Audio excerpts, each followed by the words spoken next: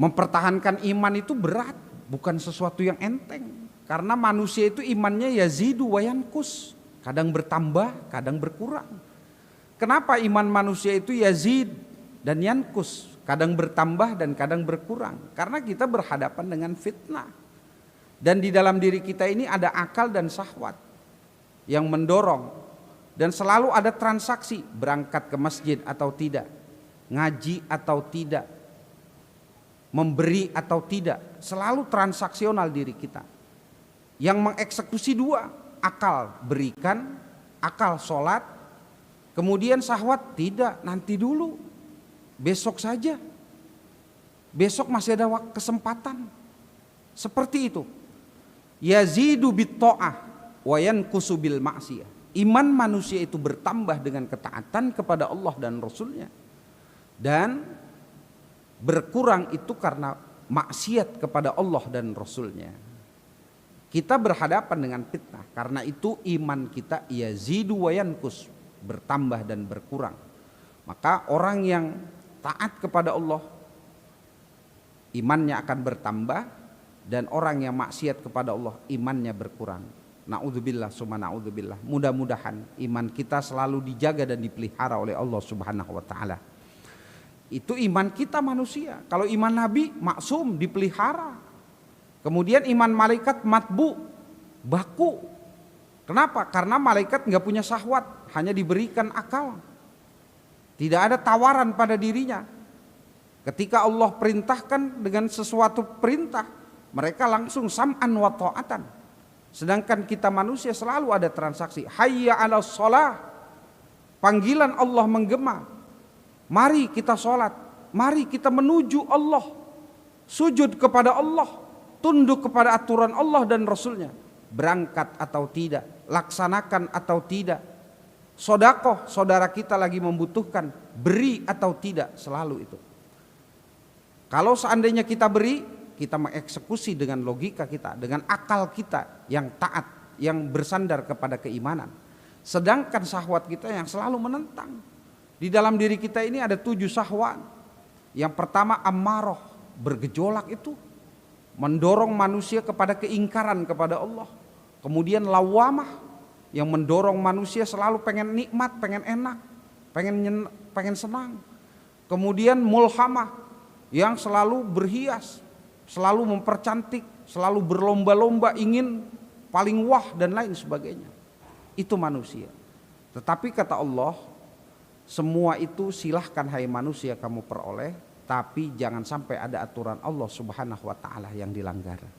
Maka iman kita ini yazidu wa yankus, kadang bertambah dan kadang berkurang. Mudah-mudahan kita tidak punya daya dan upaya kecuali hanya dari Allah Subhanahu wa taala. Maka mohon kepada Allah, ya Allah biha, ya Allah biha, ya Allah bihusnil khatimah.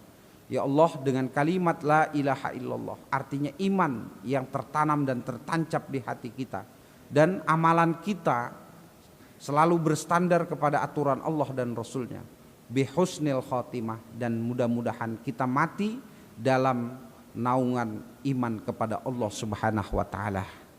Amin ya rabbal alamin.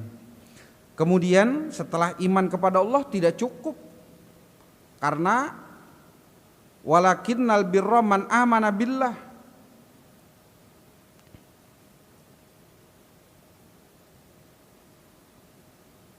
Wal yaumil akhir, dan pada beriman pada hari akhir, bahwa dunia ini akan berakhir. Kita bakal mati, bakal meninggalkan alam dunia ini, dan dunia pun akan berakhir. Yaumul akhir, hari kiamat.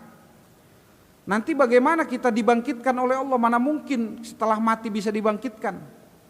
Gampang betul. Allah Subhanahu wa taala menciptakan kita dari belum berbentuk menjadi bentuk seperti ini. Dunia ini belum berbentuk, kemudian dibentuk oleh Allah. Setelah dibentuk, kemudian Allah hancurkan. Allah buat lagi manusia. Itu bukan sesuatu yang sulit bagi Allah, dan itu mudah. Seperti kita punya file, kita print, kemudian yang setelah kita print, kemudian file tersebut atau yang setelah kita print itu terbakar atau hancur. maka programnya masih ada, tinggal di print lagi oleh Allah Subhanahu wa taala, di enter ulang, jadilah manusia. Tidak ada yang sulit bagi Allah Subhanahu wa taala. Teknologi manusia canggih, bagaimana teknologi sang pencipta Allah Subhanahu wa taala. Wal yaumil akhir, dan beriman kepada hari akhir. Nah, sekarang ini banyak orang yang orientasinya hanya dunia, sehingga lupa bahwa dunia ini akan berakhir.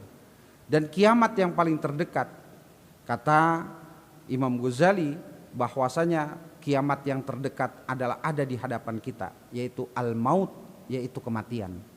Maka jangan sampai ketika kita menghadapi kiamat itu yang bernama mati, kita belum siap atau dalam keadaan maksiat kepada Allah Subhanahu wa taala. Naudzubillah summa naudzubillah. Mudah-mudahan, karena orang yang ketika meninggal dunia itu atau dicabut ruhnya itu oleh Allah Subhanahu wa taala, tergantung kebiasaan dia melakukan amalan tersebut. Maka orang-orang yang ibadah kepada Allah, taat kepada Allah dan Rasulnya, mudah-mudahan dimatikan dalam keadaan husnul khotimah atau dalam melakukan kebaikan tersebut. Kemudian beriman kepada hari akhir, wal malaikati, dan beriman kepada malaikat. Kenapa kita harus beriman kepada malaikat? Ini qat'i, perintah Allah, perintah Rasul, beriman kepada malaikat, bahwa hidup kita ini dikontrol oleh Allah Subhanahu wa taala. Amalan kita dicatat, ma yalfizu min qaulin illa ladaihi raqibun atid. Apa yang terucap, terdetik dan lain sebagainya, apa yang dilakukan baik yang nyata ataupun tidak, semua itu dicatat oleh Allah Subhanahu wa taala melalui malaikat raqib dan atid. Maka iman kita dalam kapasitas rukun iman, yaitu ada 6: iman kepada Allah, iman kepada malaikat, iman kepada kitab, iman kepada Rasul, iman kepada hari kiamat, iman kepada qada dan qadar. Dan iman kepada malaikat ini, bahwa malaikat itu adalah makhluk yang dicipta oleh Allah, yang diciptakan dari nur, dari cahaya.